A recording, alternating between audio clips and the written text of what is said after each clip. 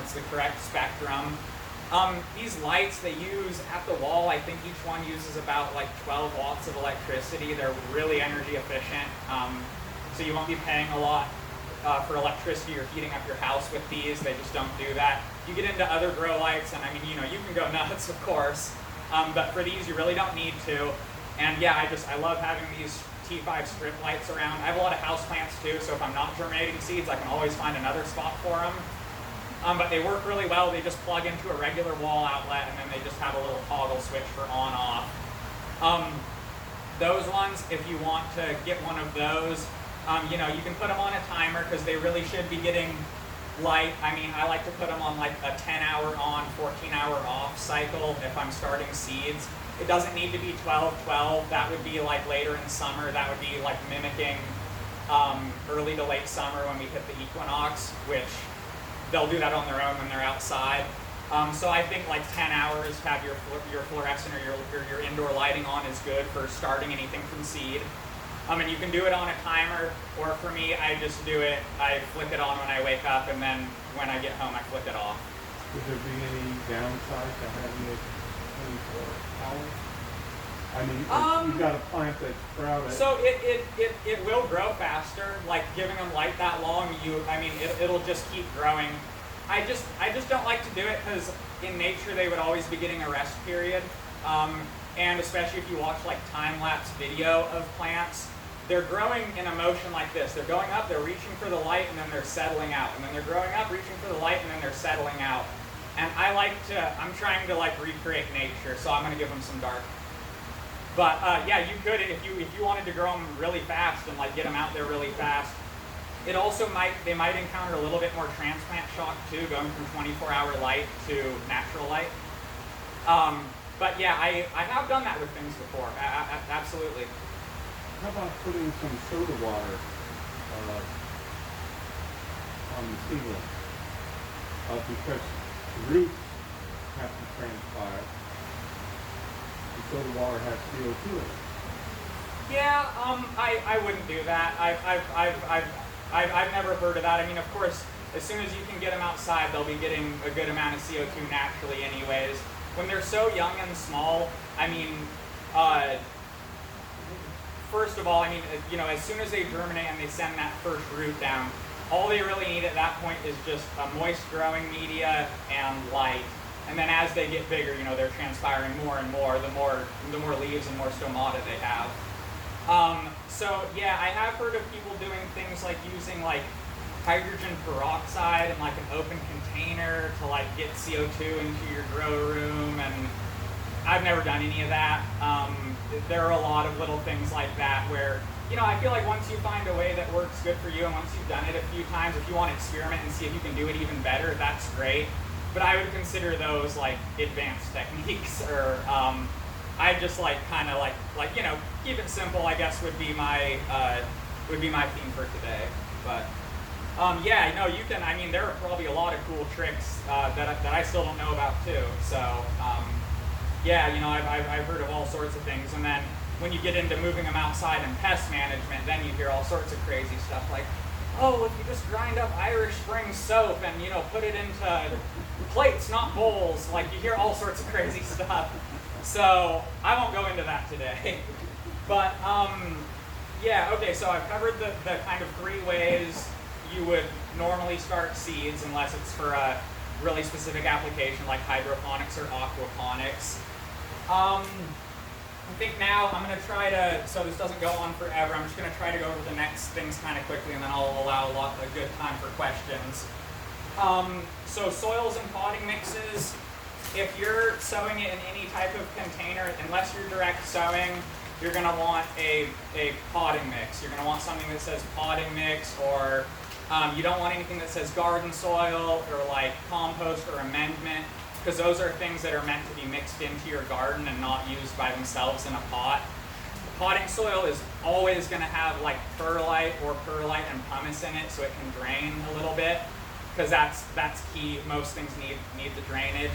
The other thing about seedling mix is it's usually a finer texture, because if you're starting with like, say like bulk potting soil that you might get at like the Bark Place or something, it can be super chunky. Like there can be pieces of bark in there like this big, and yeah, you can imagine how starting seeds and that doesn't work that well because you're not getting, the seed isn't contacting the soil very well if it's big chunky stuff.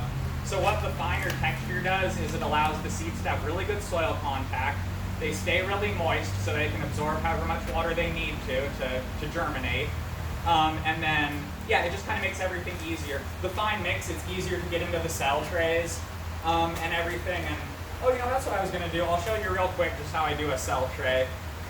So yeah, you have your good potting mix. And of course, this is assuming you've already selected your seed. But how I do these, and we'll just say, I'm just doing a small one for today. See, these ones don't even have a hole in the bottom, just the whole bottom's open, but they're small enough and they recurve in that the soil doesn't really come out. But that's really good for drainage. It means there's never gonna be water in the bottom of this. So we'll just call this my seed starting mix. This is not that product, but this is very similar to what it looks like. It always has peat in it, and you know, it's just a real fine, nice mix. So what I do is I have my tray, I just put it on there, kind of wipe it in with your hand, you know, and it just falls into those holes. Usually once they're full like that, I take another bit and I sprinkle it on the top and I kind of press it in like that. Just so you don't need to compact these, you know, you don't need to be like pressing in with your thumb or anything like that. It's just not necessary. But I do like to press it in just because I can get a little bit more soil in there. And then sometimes too, I'll take it and I'll just give them that. And see how they settled like 1/8 of an inch or something? They just settled a little bit. That's kind of good for when you water, that they're not, the soil isn't spilling over these cells. It helps to have a little bit of a lip. So, and sometimes if they settle a lot, I'll even put a little bit more in there. But basically, you know, you'll have something like that, and then you'll get your seeds out, and you know, of course, thinking about planting depth and everything. I often, if I'm doing a lot of them, I might have like a pencil or something, or there are even little tools you can buy, but a pencil tip works great, or even just your finger, just doing a little indent like that, you know. So let's just say I'm doing tomato seeds, and they only need to be 1/2 inch deep, you know.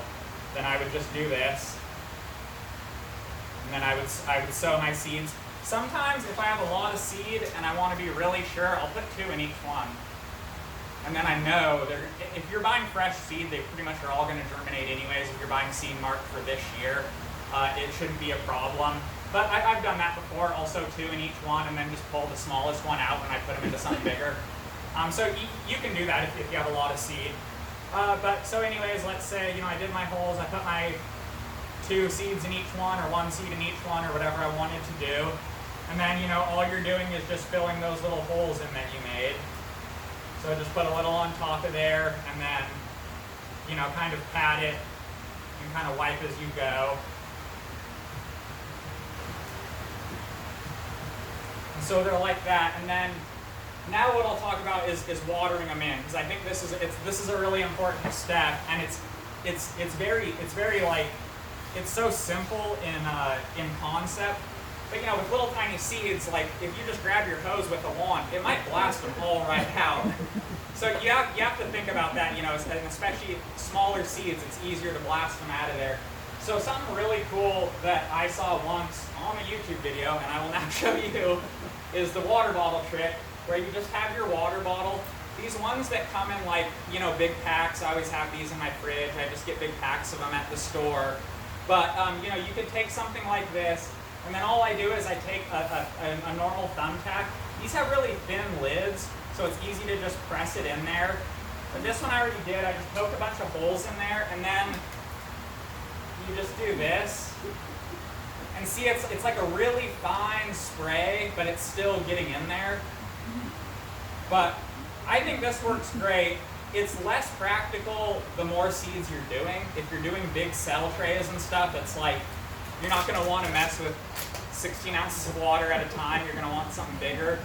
And then, you know, for those, you could do something like, if you get a nice nozzle that has a lot of holes in it, that will also work. But just on your watering wand, make sure you don't just like go immediately to full blast. You know, make sure your pressure is okay. But these on the end of the watering wand will work just as good.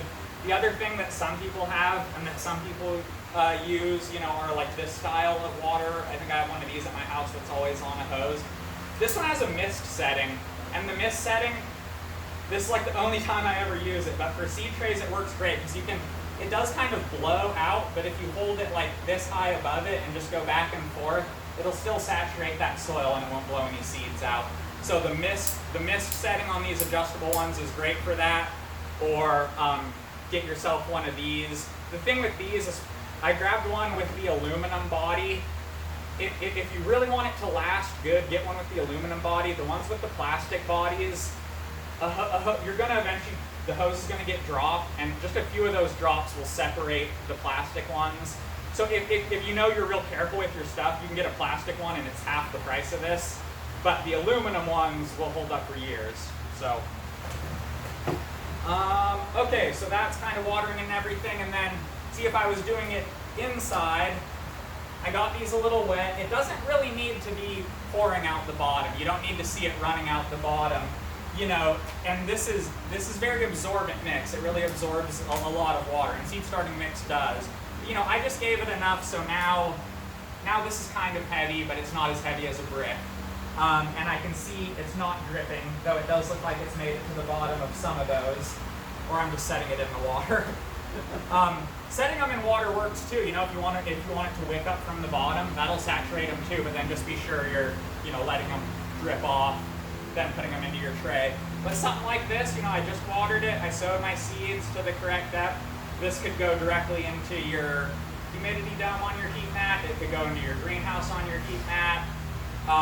And yeah, this is ready. And then, so kind of, one thing, and this is sort of a common sense thing about starting seeds, but it's the cheapest and most cost-effective way to start your stuff, and some things you can only do that way, but it also is the most labor-intensive, because when they're young and they don't have a big root system, if they dry out for one day, they're done. Like, they're completely toast and you have to start over. So when they're in a humidity dome, they won't dry out in one day. If it's closed up, it'll take a while. But once they're above the soil and they're actually growing and their roots are growing and you start to see them get their true leaves, and then they get a little taller, you do have to be able to watch on them. So it's not good to try to start a bunch of seeds and then try to go on like a trip or something. Like, this is something to do when you're at home and you can keep an eye on them.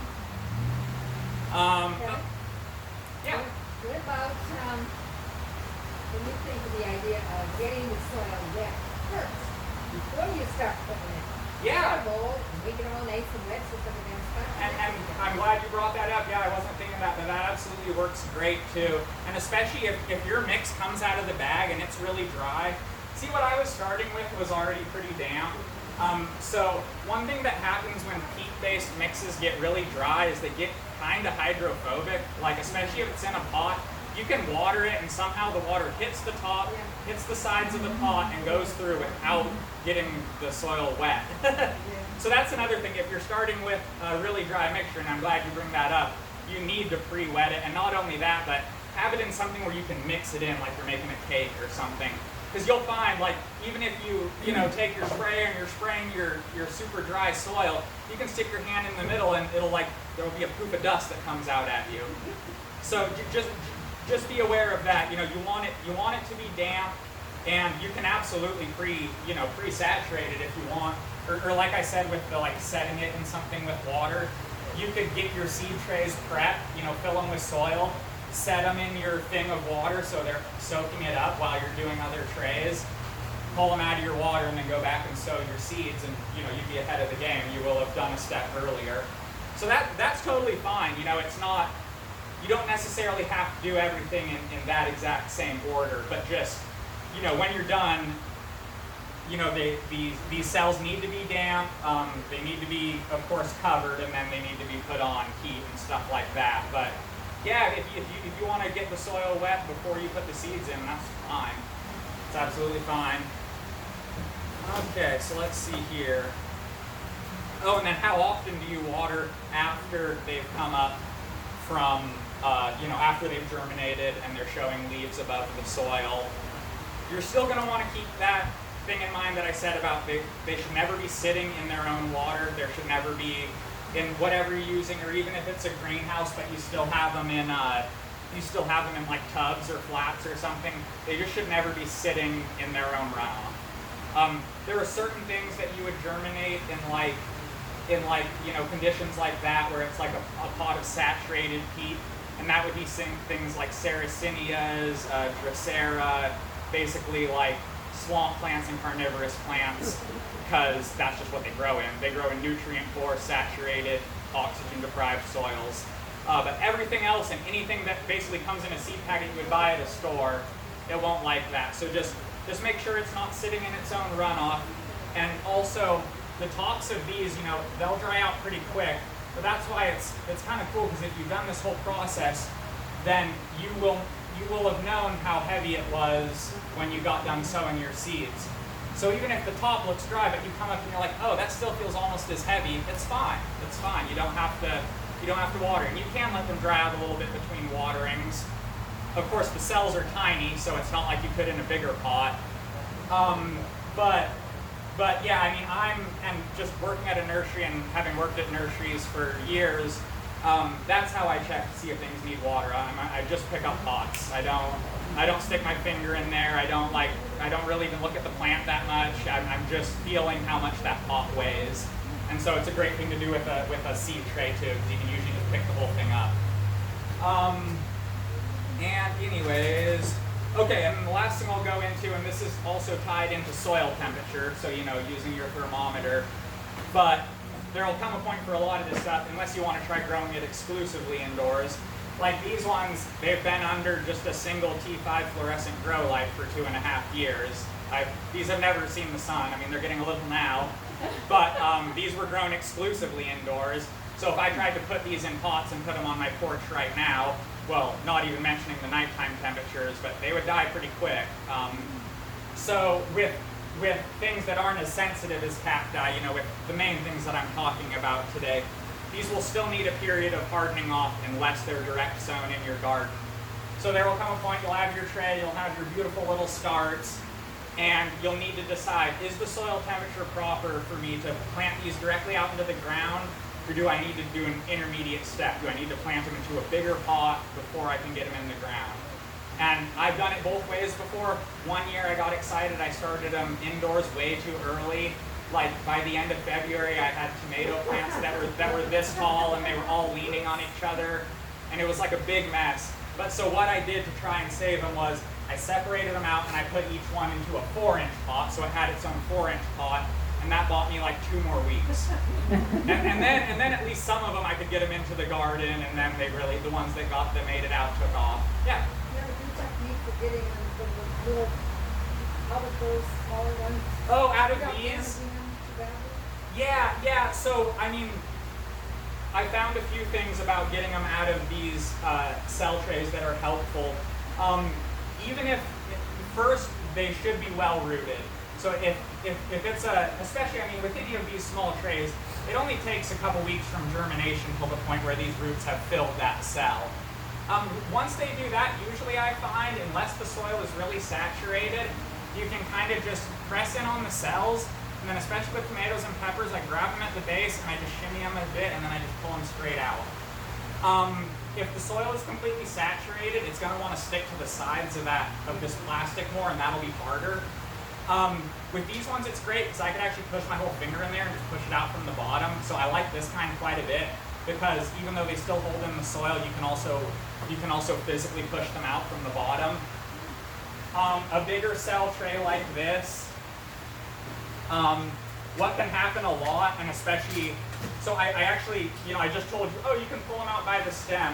I'll only do that if they're well rooted, and give them a gentle test first, because what you can end up with is something like this, where you pull it out and you leave 1/4 of the roots in the cell. So, and they don't like that. They usually won't kill them, but it's like you work hard for those roots.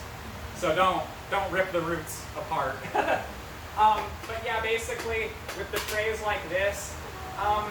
One time I got frustrated and I just cut into them. You can do that if they're really in there, and especially if the tops are kind of woven together, like if you waited too long or something. But otherwise, I would just kind of tip them on the side. It's always thin plastic, so you can usually press a bit from the bottom and just kind of, once you feel them slide out even a little bit, it's like then they're free and then they come out easy. But yeah, that would be, I guess my main thing to say would be just, oh, here's a good example. See these, the top of the soil is dry, they're still heavy, but I know they're not fully saturated. And see, they just slide right out, even though they're not rooted. These are barely rooted. But they still, because it's formed into a, it's a little cube in there, it just kind of slides out. So most of the cells are tapered towards the bottom, and they are made to be taken out that way. They're not made to be cut or anything. You just need to barely get them free, and then they should come out easy. And for some things, these cells would even be too small. Like if I were starting like watermelons and like big zucchinis and stuff, I would go for something like twice this size, I think. Because once they start, they root so fast, this would be, you could only keep them in here for like 5 days or something. So just kind of keep that in mind too, that the things that, and generally they're big seeds too, especially like pumpkins and stuff can be really big. So just keep that in mind, that the size of the cell does matter, and you can kind of, well, I think I already mentioned the size of the seed will cue you into the size of the cell, unless you're direct sowing them. But so back to like kind of hardening off and getting them into your actual garden. So unless you're growing it indoors, or certain things that I've started, like certain herbs, you can grow them on your kitchen counter just fine. So I've done basil and like cat grass. That way, grass for my cat to eat. Where I'll germinate them in humidity dome. If it's in a cell, I'll take it and put it in a 4-inch pot, or I'll just direct sow them into 4-inch pots in the humidity dome. Once I see growth, I'll take them out, and then they're just on the counter until they're harvested. So that's a really good way to do it, where you're kind of minimizing the number of steps. But for everything else, let's say you have your tomato plants and everything, maybe it's a little too early to put them in the garden. The soil temperature is not there yet, but it's warming up. It's early to mid-spring, and it's almost time to plant them out. Then what you'll want to do is, if they're of a size that you can move them outside in the cell tray, and you feel like they're going to do okay in the cell tray, like they're not overgrown yet, you could put them out maybe against your house on a warm day, but not in full sun. So kind of in like a shadier location, give them that for a couple days, maybe give them a little bit more sun. At this point, if the ground isn't the right temperature and it's still cool nighttime temperatures, their root ball is still tiny. So if it's still getting down to, for tomatoes and peppers, if it's dipping below 50 at night, you should probably be bringing them in. Or like 45, but yeah, anything lower than 45 at night, if they're in a cell tray, they're just going to hate it. They're going to start dying off. So it is, and if the timing's right, and the first year I did it, my timing was all off. Like most of the stuff I grew, it never even made it into the ground. So it was kind of frustrating, but then the second year I had a lot more success, and I took notes. So. Yeah, so sometimes, if it's just right, you can go straight from the plug into the ground and you're good.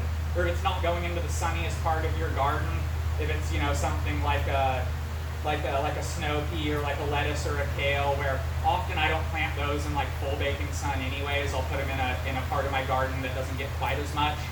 Those things could be direct planted out. But otherwise, just keep that in mind. You need to avoid shocking them. And both with light and temperature. So it's not just a temperature shock. It's also going from filtered light through a window to full sun is like a big increase in light. So that can really shock them. But basically, and then this is also where, if, say it were time, this was full of tomatoes and I needed to start hardening them off, but it's still a little cold at night, I might, on my way to putting them outside, I might put them each into their own 4-inch pot. They would have more soil around those roots to keep them insulated. I could move each one easier if I needed to, using like a tray. And so that's where these incremental steps come in. That's what I didn't cover super well in this talk, but basically just kind of think of it that way. You should only really need to be taking them from a cell tray to another pot if the timing isn't perfect. And it's hard to get the timing perfect, but I don't ever get it perfect. So yeah.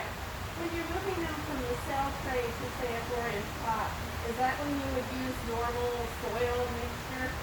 No longer use the potting soil? So at that point, you don't need to be using anything that says seedling mix. And by the way, you don't have to use seedling mix to start them. This is black gold potting soil. This would work 100% fine, and they look almost identical. This one was just probably put through a finer screen, so it's finer, and you won't find sticks in it probably. But this works just fine. But yeah, when you're going to say a 4-inch pot, or if you started with big plugs and you have tomatoes and you're going to like a gallon or something, you just want to be using a potting mix. So again, just make sure it says potting mix. I think that's a really important distinction that some people don't think about. Anytime you're planting something in a pot, you should be using soil that came out of a bag that says potting mix. Or if you're mixing your own, that's great. If you get bulk compost and want to mix it with perlite and pumice and a little bit of sand on your own, that's fine. But yeah, it just that's the key word on the bag you'll want to see, potting mix.